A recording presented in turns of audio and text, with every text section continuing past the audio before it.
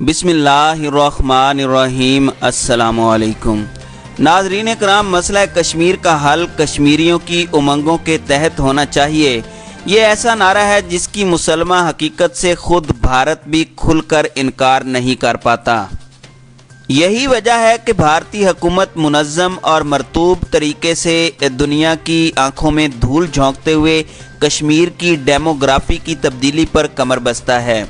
ناظرین کرام، کہنا یہ ہے کہ بھارت نے مقبوضہ جموں اینڈ کشمیر کی دو حصوں میں تقسیم کے جس گھنونے منصوبے کو آئینی ترامیم 370 اور 35A کا جو نام نہاد سیکولر اور جمہوری لبادہ پہنایا ہے، اس پر عالمی رائے عامہ ان دنوں دنیا کے ہر فورم پر بول رہی ہے۔ یہی وجہ ہے کہ جس کشمیر کو مودی حکومت اپنا اٹوٹ انگ سمجھتی تھی اور اسے پاکستان کے شدید مزاحمانہ کردار اور کشمیر کوز سے مادی، اخلاقی، سیاسی اور انسانی وابستگی کے استدلال کے جواب میں ہمیشہ دو طرفہ مسئلے کی اوٹ میں چھپانے کی شرمناک کوشش کرتی رہی، آج کل ہر باضمیر شخص دو اسباب کی بنا پر کشمیریوں پر بھارتی ظلم اور بربریت پر نالاں ہے اور کثیر جہتی عالمی فورمز پر بھارتی سیکیورٹی فورسز کی بہیمانہ فوجی کارروائی کے خلاف کھل کر تنقید کرتا ہے۔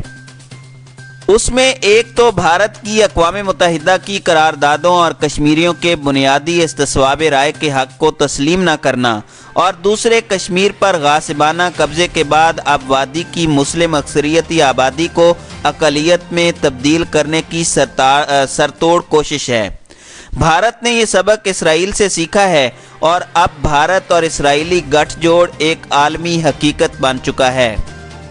ناظرین کرام، امریکی شہر نیو یارک میں کشمیری پنڈتوں اور بھارتی باشندوں کے اجتماع سے خطاب کرتے ہوئے بھارتی کونسلر جنرل سندیپ چکرورتی نے اعتراف کیا ہے کہ نریندر مودی انتظامیہ کشمیر میں ہندو آباد کاری کو نوآبادیاتی یقینی بنانے کے لیے اسرائیل کی طرز پر قائم کردہ قبضہ بستیوں کی تعمیر کرے گی۔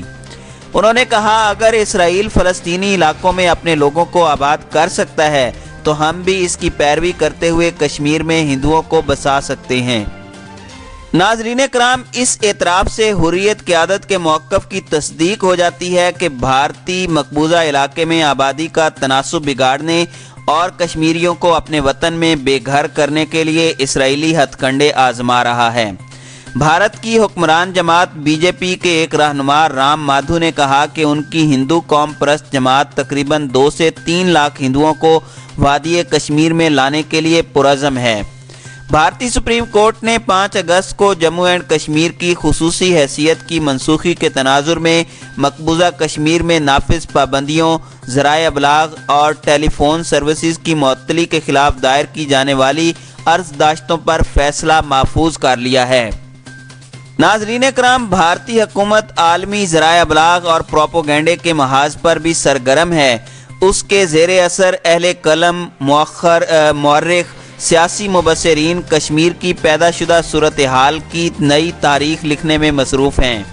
نئے گمراہ کن پیراڈائمز کے تحت کشمیر کی تاریخ کو مسخ کرنے کی کوشش کی جا رہی ہے۔ ناظرین کرام، تنازع کشمیر پر جاری شدہ ایک رپورٹ میں کشمیری حریت پسندوں کے سیاسی، سماجی اور تزیوراتی، معاشی اور فکری ارتقاء کا جائزہ لیتے ہوئے رپورٹ کے مرتبین نے کشمیر کی ڈیموگرافک ترتیب اور اثر نو آباد کاری کے حوالے سے بھی ممکنہ صورت گری پر روشنی ڈالی ہے۔ ناظرین کرام، ایک اور رپورٹ میں کہا گیا ہے کہ جو کشمیر ان دنوں بھارتی دہشت گردی، طالع آزمائی اور جنگ جویانہ مہم جوئی سے عبارت ہے، وہ خوبصورت جنت نظیر وادی عہد قدیم میں خطے کی پرامن انسانی اکائی شمار ہوتی تھی۔ اسے علمی، فکری اور سماجی و معاشرتی ترقی اور پرامن بقائے باہمی کے حوالے سے منفرد حیثیت حاصل تھی۔